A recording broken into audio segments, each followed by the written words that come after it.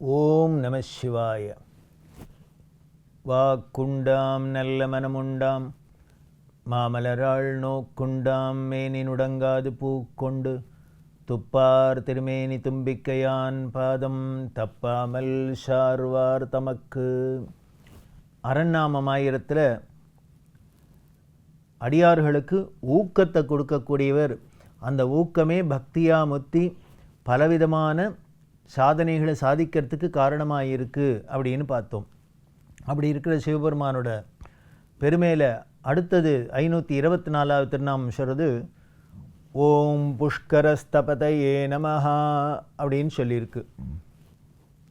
இதோட பொருள் என்ன அப்படின்னா, தாமரப்பூ வடிவத்தில் உலகங்களை உருவாக்கியவர் அப்படின்னு அர்த்தம். நாம் சாதாரண பேச்சு வழக்கில் கூட சொல்கிறோம் பூவுலகு பூவுலகு அப்படின்னு சொல்கிறோம்.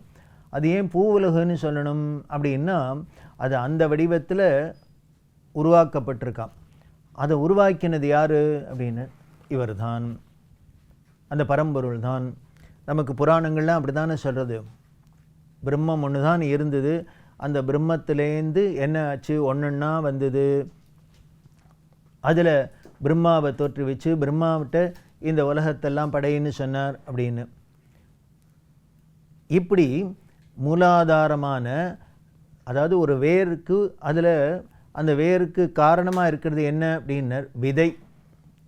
அந்த விதைங்கிறது பார்த்தா கண்ணுக்கு தெரியாத இத்தினுண்டா கூட இருக்கலாம், எப்படி இருக்குன்னு தெரியல.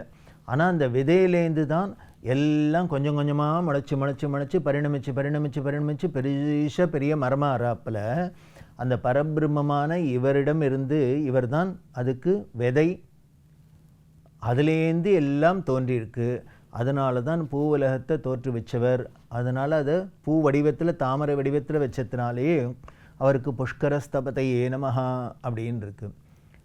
அடுத்த 525வது திருநாமம் ஓம் ஸ்திராய நமஹா அப்படின்னு இருக்கு. அப்படின்னா அசைக்க முடியாதவர்னு அர்த்தம். ஸ்திரமாக இருக்குது அப்படின்னா, உலகத்தில் பார்த்தோம்னா வேறு எதுவுமே ஸ்திரம் இல்லை. எல்லாமே ஒரு காலத்தில் பிரளயத்தில் போகத்தான் போகிறது. ஆனால் எல்லாம் போனால் கூட போகாத ஒன்றே ஒன்று என்ன இருக்குன்னு, அந்த பரம்பொருளான இவர் மட்டும் இருக்கார். அதனால ஸ்திராய நமஹா அப்படின்னு இருக்கு. இன்னொரு பொருள் என்னென்னா, இந்த உலகத்தில் அசையும் பொருள் அசையா பொருள் அப்படின்லாம் இருக்குது. அதில் பார்த்தா மலை முதலான அசையாத பொருட்களாகவும் அந்த வடிவத்திலையும் இவர் தான் இருக்கார் அப்படின்னு. நமது மதத்தில் எல்லாத்தையும் நமக்கு கடவுள் வடிவமாகவே தான் சொல்லியிருக்கு. மலையாக இருக்கட்டும், நதியாக இருக்கட்டும், மரங்கொடிகளை செடி கொடிகளாக இருக்கட்டும், விலங்கினமாக இருக்கட்டும், எல்லாத்தையும் அதுக்குள்ளே இருக்கக்கூடிய அந்த இறைத்தன்மையை பார்த்து அந்த கடவுளாக வழிபடக்கூடியதான் பெருமை தான் நமது சிறப்பு இல்லையா, அந்த ஒரு சம்பிரதாயத்தோட சிறப்பு. அதனால இவர் மலை முதலான அசையாத பொருட்களாகவும் இருக்கார் அப்படின்னு சொல்லியிருக்கு. அடுத்த 526வது திருநாமம் ஓம் துவாதசாய நமஹா அப்படின்னு இருக்கு. துவாதசாய நமஹா, துவாதசம் அப்படின்னா 12ன்னு அர்த்தம். நம்பரில் 1 2 3 4ங்கிறப்பில் 11 12 தான் துவாதசம். அப்போ துவாதசாய நமஹா அப்படின்னா 12ங்கிற நம்பர் வடிவமாக இருக்கார் அப்படின்னா பொருள் அதுதான் இல்லை. அப்போது துவாதசாய நமஹா அப்படின்னா, அதாவது மனுஷர்களுக்கு பல தசை நடக்கிறது இல்லையா, இந்த தசை அந்த தசை அந்த தசை அப்படின்லாம். அதில் இருக்கிறதுலேயே கடைசி தசை என்னன்னு 12வது தசையாம்.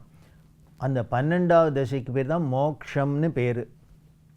அப்படின்னா இவர் துவாதசாய நமஹா அப்படின்னா அந்த 12வது தசையாக கூறக்கூடிய மோக்ஷ வடிவமாக இருக்கிறவர் அப்படின்னு அர்த்தம். அது என்ன, அதுக்கு முன்னால் என்ன 11 தசை அப்படின்னா, சாஸ்திரங்கள் சொல்லுது மனுஷனுக்கு கர்ப்பத்தில் 10 மாத கர்ப்பம் 10 மாதம் வயத்தில் இருந்தான்னு சொல்கிறோம். ஆனால் கரெக்டாக பார்த்தா 10 மாதம்னு கிடையாது, 9 மாதம்தான். அதனாலேயே அதுலேயே நவமம் அப்படின்னு 9 ஆயிடுறது, 9 தசை அதுக்குள்ளே போயிடுறது. அதுக்கப்புறம் இவன் பிறந்து வளர்ந்து எல்லாம் பண்ணுறான் இல்லையா, இந்த தசையில் எல்லாம் போகிறது. கடைசியில் மரணம்தான் தசமி அப்படின்னு அதுக்கு பேர். அதாவது 10வது தசை. அதுக்கப்புறம் 11வது தசை என்னன்னா சொர்க்கம் அப்படிங்கிறது. இது எல்லாமே என்னென்ன, நம்ம நல்லவனாக பிறந்து வளர்ந்து இருந்தாக்க கடைசியில் சொர்க்கம். அது 11வது தசை. சரி, அந்த சொர்க்கத்துக்கு போயிட்டா அதுதான் பர்மனெண்ட்டாக அங்கேயே எப்பொழுதும் ஆனந்தமாக இருக்க முடியுமா? அதுதான் இல்லை. என்ன ஆகிடும்னர், நம்மளோட புண்ணிய பலனுக்கு ஏற்றாப்பில் அந்த சொர்க்கவாசம் கிடைக்கும். நம்மளோட இந்த பேலன்ஸு தீர்ந்துடுத்து அப்படின்னா திருப்பி கீழே வர வேண்டிதான். நான் பேங்க்கில் போய் எத்தனை நேரம் எடுக்க முடியும்னர், என் அக்கௌண்ட்டில் எவ்வளோ பணம் இருக்கோ, கிரெடிட் பேலன்ஸ் இருக்கோ, அது வரைக்கும் தான் நான் எங்கே போனாலும் ஏடிஎம்மில் பணம்லாம் எடுத்துக்கலாம்.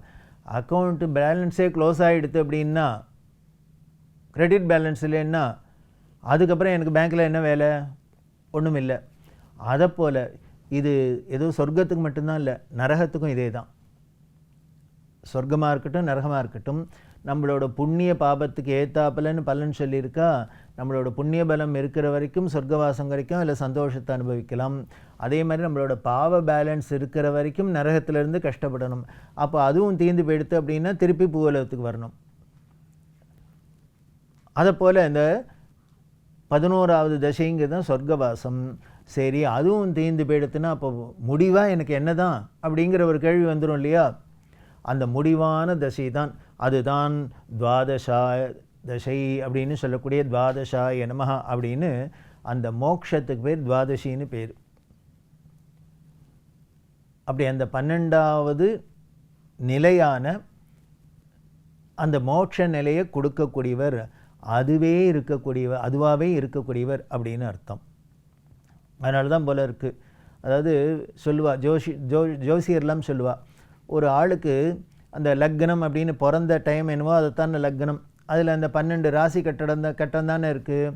அதில் எந்த ராசியில் எந்த லக்னத்தில் பிறந்தோம் அப்படின்னு, இப்போ மேஷ ராசின்னா மேஷ லக்னத்தில் பிறந்தார், ரிஷப லக்னத்தில் பிறந்தார் அப்படின்லாம் சொல்கிறோம் இல்லையா? அப்படி வரத்தே அந்த லக்னத்தை தான் 1ன்னு ஆரம்பிப்பா. அதுலேருந்து ஆரம்பித்து சுற்றின்னு வந்தால் அதுக்கு முதல்ல இருக்கிறது 12வது ஆகிடும். அந்த 12வது இடத்துல ஜோதிஷர்கள் சொல்கிறது என்னென்ன, கேது இருந்தால் அவர்களுக்கு கடைசி பிறவி அப்படின்னு சொல்கிறா ஜோசியர்லாம். எந்த இடத்துல கேது இருந்தால்? 12வது இடத்துல. 12வது இடத்துக்கு பேர் என்ன? துவாதசம். அந்த துவாதசஸ்தானம் அப்படின்னு சொல்லக்கூடிய நம்மளோட ஜாதக கட்டத்தில் 12வது இடத்துல கேது இருந்ததுனால் அவர்களுக்கு அதுதான் கடைசி பிறவி அப்படின்னு சொல்கிறா இல்லையா? காரணம் என்னென்ன, கேதுங்கிறவர் ஞானகாரகன் அப்படின்னு பேர், ஞானத்தை கொடுக்கக்கூடியவர். யாருக்கு ஜாதகத்தில் கேது பலமாக இருக்கோ அவர்களுக்கு நல்ல ஞானியாக இருப்பா, நல்ல ஆஸ்திகர்களாக இருப்பா, நல்லவர்களாக இருப்பா, சாதுக்களாக இருப்பா. ஏக்கு சொல்ல வந்தேன், இந்த துவாதசாய நமஹ அப்படின்னா அந்த துவாதசான 12வது திசைன்னு மோட்ச வடிவமாக இருக்கிறன்னு இந்த நாம சொல்கிறதுன்னா அதுக்கு ஏத்தாப்புலேயே என்ன சொல்லியிருக்கு, 12வது கட்டத்தில் கேது இருந்ததுன்னா அவர்கள் கடைசி பிறவி அப்படின்னு சொல்லியிருக்கு. இப்படி மோட்சத்தை கொடுக்கக்கூடியவர் அவர் தான், அந்த மோட்ச வடிவமே அவர் தான். அதனால தான் துவாதசாய நமஹ அப்படின்னு சொல்லித்து. அடுத்த 527வது திருநாமம் ஓம் திராசனாய நமஹ அப்படின்னு இருக்கு. இதோட பொருள் என்ன அப்படின்னா பயப்படுத்துவர் அப்படின்னு அர்த்தம். அதாவது பயத்தை உண்டாக்குறவர்னு அர்த்தம். இது என்ன, அது பயமாக இருக்குது இவரப்பா, இவர் பயத்தை உண்டாக்குவார் அப்படின்னார். விஷ்ணு சஹஸ்ரநாமம் தானே சொல்கிறது, பயக்ருத் பயநாசனாய நமஹ அப்படின்னார்.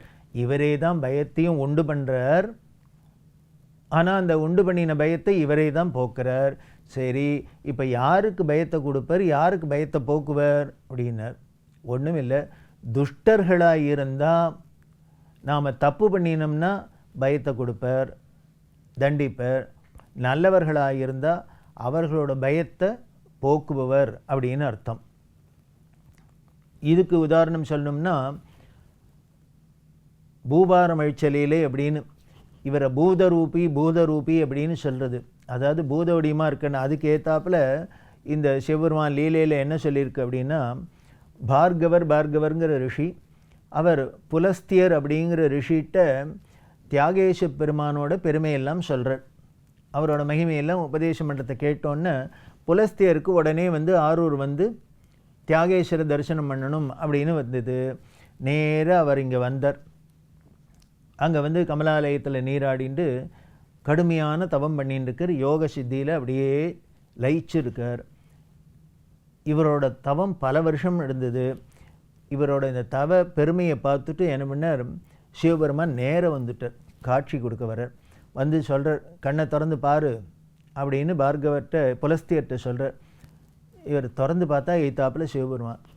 உடனே சொன்னார், நீ வந்து வரங்கேளு அப்படின்னார். உன்னோட தவத்துக்கு மெச்சினேன், எனக்கு வரங்க கொடுக்கணும்னு ஆசையாக இருக்குது, வரங்கேளு அப்படின்னா.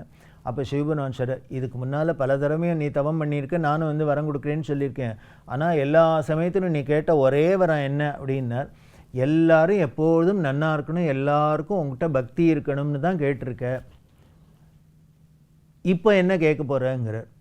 உடனே புலஸ்தியர் சொன்னார், அப்பா உன்னை தரிசனம் பண்ணதுக்கு அப்புறம் எனக்கு இனிமேல் இதை வேணும் அதை வேணும் ஏதான ஆசை தான் வருமா, யாருக்கானு தான் வருமா, வராது. அதனால் இப்பவும் அதே வார்த்தையை கேட்குறேன், எக்காலத்திலும் எல்லாருக்கும் உங்ககிட்ட அளவில்லாத பக்தி ஏற்படணும், எல்லாரும் ஆனந்தமாக இருக்கணும், இதான் வேணும் அப்படின்னு. இது சொன்னோன்னே சிவபெருமான் சிரிச்சுட்டே கிட்டக்க வந்தார். இவரோட வலது காதில் ஏதோ ஒரு ரகசியமாக ஒரு செய்தியை சொன்னார், மறைஞ்சு போயிட்டார். இந்த செய்தியை கேட்டோன்னே புலஸ்தியர் முகம் வாடி போயிடுத்து, ஒரு மாதிரி பயம் வந்துடுத்து. என்ன அப்படின்னா, இவர் சிவபெருமான் காதில் ரகசியமாக சொன்னதுக்கு ஏற்றாப்புல இந்த ஆரூருக்கு, இந்த க்ஷேத்திரத்துக்கு என்ன ஒரு, இந்த ஜனங்களுக்கு என்ன ஒரு ஆபத்து வரப்போகிறதோ, என்ன கஷ்டம் வரப்போகிறதோ, அது என்னைக்கு வருமோ எப்படி வருமோன்னு இவருக்கு பயம் வந்துடுத்தோ. அதுக்கு ஏற்றாப்புலையே என்ன ஆச்சுன்னார், ஆகாசத்தில் ஒரே மேகக்கூட்டம் மாதிரி இடி கர்ஜனை எல்லாம் அமக்களமாக நடக்கிறது. பார்த்தா இனிமேல் எங்கெங்கெல்லாம் இருக்காளோ அசுரர்கள்லாம் அத்தனை பேரும் கீழே இறங்கி வந்துட்டா தங்களோட ஆயுதத்தோடு. வந்து எல்லாரும் என்னன்னார், இந்த தியாகேஷ பெருமானோட சிவபெருமானோட சண்டை போட்டு அவரை அழிச்சிடுறது, அவர் இருக்கிற க்ஷேத்திரங்களை அழிக்கிறது அப்படின்னு இவ அத்தனை பேரும் ஒன்று கூடிண்டு இங்கேருந்து வரா. அப்படி வரத்தே அதில் இவ அத்தனை பேருக்கும் இந்த அசுருக்கு தலைவன் பிரலேபனன் அப்படிங்கிறவர், அவர் வந்து பார்த்தார். எய்த்தாப்பில் புலஸ்தியர் இருக்கிறத பார்த்துட்டு நேராக அவர்கிட்ட வந்து சொன்னார், அப்பா நீங்கள் எதுக்கு இங்கே வந்து இருக்கீள், நாங்கள் இப்போ இந்த இடத்தெல்லாம் தம்சம் பண்ண போகிறோம், நீங்கள் எங்கேயானு பாதுகாப்பாக போயிடுங்கன்னு. அவர் சொன்னார், எனக்கு வயசாகிடுதுப்பா, கண்ணு தெரியல சரியா, அதனால் நீ என்னை எங்கேயானு கொண்டு நல்ல இடத்துல உட்காத்தி வச்சுட்டு நீ அப்புறம் என்ன வேணா பண்ணுன்னு. அவர் உடனே தென் திசையில் கடலுக்கு சமுத்திரத்துக்கிட்ட கொண்டு அப்பாவை வச்சார் புலஸ்தியரை. உடனே அங்கே சமுத்திரத்துலேருந்து என்ன ஆச்சுன்னா பெரிய ஒரு பூதம் கிளம்ப ஆரம்பிச்சது. உடனே புலஸ்தியர் சொன்னார் இந்த பிரலேபனன்ட்ட, நீ திருவாரூரில் போய் சிவபெருமான் அழிக்கிறதெல்லாம் இருக்கட்டும், இதோ வரதே இதை நீ முதல்ல ஜெயிச்சுடும், அப்புறம் நீ அங்கே போய் என்ன வேணா பண்ணுன்னு. உடனே இவனுக்கு பிரலேபனனுக்கு கோவம் வந்துடுத்து. நேராக கடலில் போய் குதிச்சான், அந்த பூதத்தை இப்போவே அழிச்சிடுறேன்னு. ஆனால் அந்த பூதம் என்ன பண்ணிட்டுன்னார், அவனை ஒரே அமைக்கித்து அவன் க்ளோஸ். உடனே மற்ற அசுரர்கள்லாம் காத்துனுக்காளே, என்ன புலஸ்தியரும் இவரும் போனாலே ஆளை காணுமேனு அவள் ஒத்தத்தராக வந்தால் எல்லாரையும் சமுத்திரத்தில் இந்த பூதம் நாசம் பண்ணிடுத்தோ. இப்படி பயத்தை கொடுத்து அந்த வந்த பூதம் யாருன்னு சிவபெருமான் தான், அதனால்தான் பூதரூபியாக இருக்கார்னு. இப்படி பயத்தையும் கொடுக்குறார், பயத்தையும் போக்குறார்னு தெரியுது. அதனால் நல்லவர்களுக்கு பயத்தை போக்குறார், நாம் கெடுதல் பண்ணினோம்னா பயத்தை கொடுக்குறார். அப்படி இருக்கக்கூடியவரோட பெருமையை தொடர்ந்து பார்க்க போகிறோம். ஓம் நம சிவாய்.